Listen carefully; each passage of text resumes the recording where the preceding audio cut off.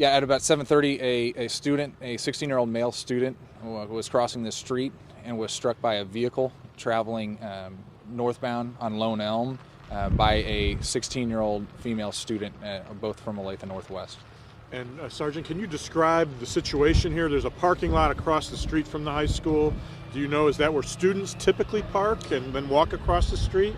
Yeah, I'm not sure on if this is a regular thing that the students park across the street instead of in the main parking lot, but it appears that way as there's a lot of cars there, and it seems like a quick walk right over to the school. How is the male student doing that's in the hospital? He was initially transported in serious condition. He was talking on his way to the hospital. So that's a good sign.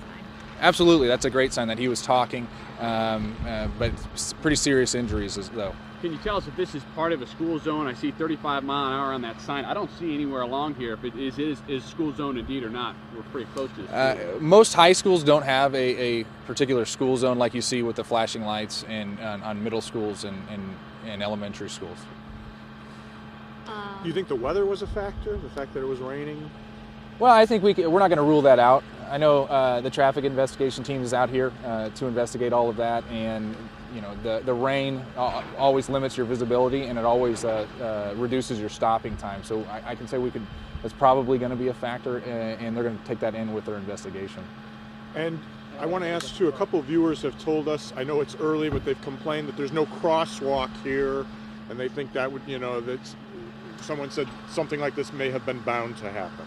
Yeah, I can't say with any certainty on that, but there are no crosswalks here, which we would ask any students that are crossing the street to make sure that they are utilizing a crosswalk.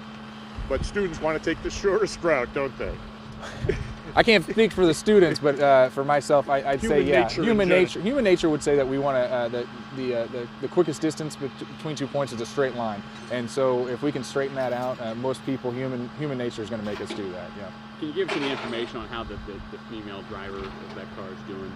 I don't have that information right now. I'm sure she's shook up. Both the driver and the kid in the hospital, 16 years old, both of them? Yes.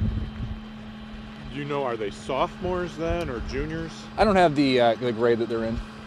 Expecting any charges against the driver at all? Too early to tell? It's too early to tell right now. The officers are here working on their investigation, and they'll get those details as soon as we can. Anything else we're missing?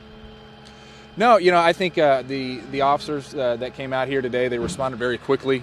They were able to get the ambulance here, and our partners at MEDAC and Johnson and the fire department worked really well together and getting that student to the hospital as quickly as they could. And did you say the male is in serious condition? He's talking. I know initially he was catted as serious condition. He was up talking, which is a very good sign. Do you have any indication if speed could have played a factor in this at all? No indication yet.